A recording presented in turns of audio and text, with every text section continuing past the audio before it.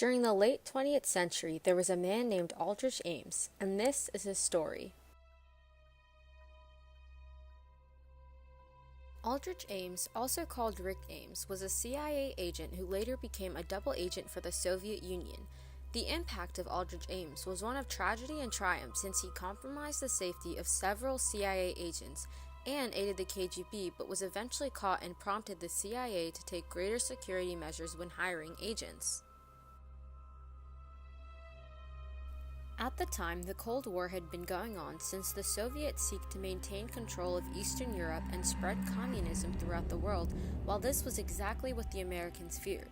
Tensions increased from the Cold War in 1962 when the Soviets went to Cuba and began to secretly install missiles that could be used to attack cities in the U.S. The Cold War lasted for around 45 years, and the Central Intelligence Agency, also called the CIA, played a key role in it.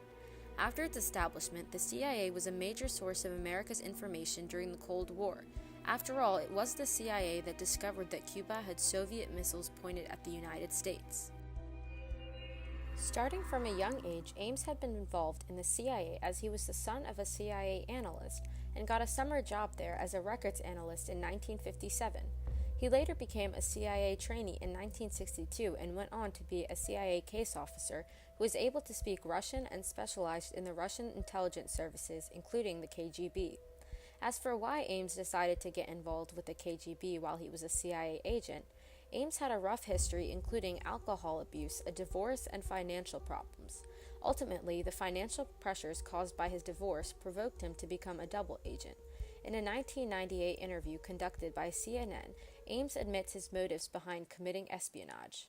Well, the reasons that I did what I did in April of 1985 were personal, banal, and amounted really to kind of greed and folly. Simple as that. On April 16, 1985, Ames went to the Soviet embassy in Washington, D.C., and in exchange for $50,000, he sold the names of two KGB officers secretly working for the FBI to a KGB officer named Chuvakin. The following month, Ames gave up the names of all the Soviet intelligence officials and military officers who he knew were secretly working for the U.S. and anything else he knew about the CIA operations against Moscow. In September of that year, shortly after he married Maria del Rosario Casas, the KGB gave him a $2 million wedding present in exchange for his findings. Ames, without any prompting or request by the KGB, again met with Chuvakin on June 13, 1985. He gave Chuvakin copies of documents about the identities of over 10 top-level CIA and FBI agents from the KGB who were spying for the U.S. Then, in the July of 1986, Ames was transferred to Rome, Italy, where he continued his relations with the KGB through his new Soviet intermediary, Alexei Krenkov, who worked at the Soviet embassy in Rome. Ames was able to escape suspicions from his colleagues because they thought that Ames was trying to develop Krenkov as an intelligence source.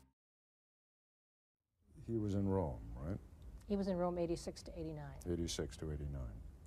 And from everything I gather, the old grungy Rick Ames turns into the Swan. I mean, he gets better haircuts, gets his teeth kept. Gets better glasses. Gets better glasses, starts wearing expensive Italian suits. That's right. He told me... The word I use is sleek. He becomes sleek. He becomes sleek. He never was sleek before.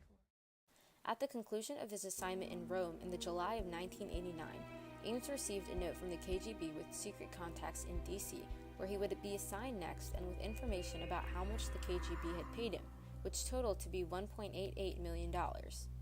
However, in the October of 1986, the CIA took its first step to resolve the 1985 compromises. The chief of the counterintelligence staff created a 4-person analytical group known as the Special Task Force to find the mole in the CIA. The team members were team leader Jean Fertifoy, Sandy Grimes, Diane Worthen, and Dan Payne. The CIA believed that a small team was preferable because it reduced the chance that the potential mole would be alerted about the investigation. Unfortunately, in the June of 1988, the KGB instituted its most elaborate ploy to direct attention away from Ames by having one of its officers pass information to the CIA about 5 of the cases Ames had compromised. This information suggested that the cases had been compromised due to the poor methods of spying on the part of the sources or the CIA officers involved, which created a stir within the CIA and resulted in time-consuming analysis for the next 2 years. On the positive side, in the November of 1989, a lead came to light that brought Ames to the consideration of the Special Task Force. Diana Worthen, a colleague and friend of Ames and his wife, noticed that he seemed to possess more money than his salary provided. Then, in 1991, the CIA conferred for the first time with the FBI about a possible mole inside the agency, and the FBI soon launched a large-scale probe under the code name Night Mover and made a list of suspects. It was not until 91 when we said we are going to give this one more shot. We're going to look at everybody who had access to those cases. And you made a top 10 list, right? More or less. I mean, you made a list of suspects. Right. I gather you're the only one who had Rick Ames up at the top of that list. I lucked out, yes. What caused you to put him at the top? When he came back from Rome in '89, he was a different Rick Ames. Fortunately, in late 1991, in order to narrow its list of suspects, the CIA transferred Ames out of the CIA's Counterintelligence Division and into the Counter-Narcotics Division. In 1992, the FBI tapped Ames's phone and secretly installed cameras and bugs in his house and computer. By doing so, the FBI found out that Ames had lied about a personal vacation in October 1992, for he said he was traveling to Colombia to visit family, yet the bugs revealed his meeting in Caracas, Venezuela. FBI agents proceeded to catch Ames on camera during a meeting with a Russian agent in Caracas, but they waited to arrest him since they wanted to catch him while he exchanged information with Russian handlers.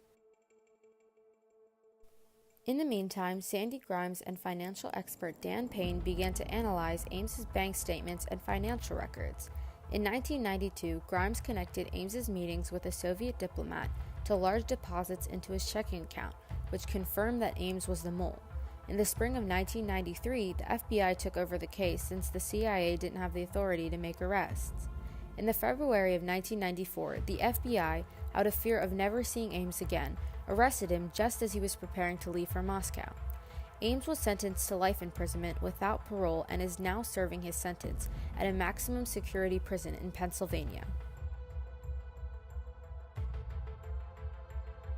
Overall, more than 30 double agents from the KGB working for the CIA and other Western intelligence agencies were betrayed by Ames, and he exposed hundreds of people of all nationalities. Also, he compromised at least 100 operations. On top of that, when Ames had sold the names of every Soviet intelligence official and military officer he knew was working for the US, many of them were arrested, had to flee Russia and leave their families behind, or were executed. However, after the Ames case, the CIA went through major changes. First of all, it increased computer security and improved its records management system. In addition, new policies for the quality of agent recruitments and agency managers were created. Component-level accountability boards within the Directorate of Operations and a senior directorate-level accountability board were also created. Furthermore, the National Counterintelligence Center at the CIA was established, which increased the application of counterintelligence to operations and deals with security and counterespionage. For the Soviet Union led to several moments of tragedy and triumph. Ames is considered to be one of the most damaging spies to the U.S. in all of history, for he jeopardized the safety and security of countless individuals and operations. However, he paid for his actions with life imprisonment and made the CIA realize that it needed to take greater security measures to avoid another case like Ames.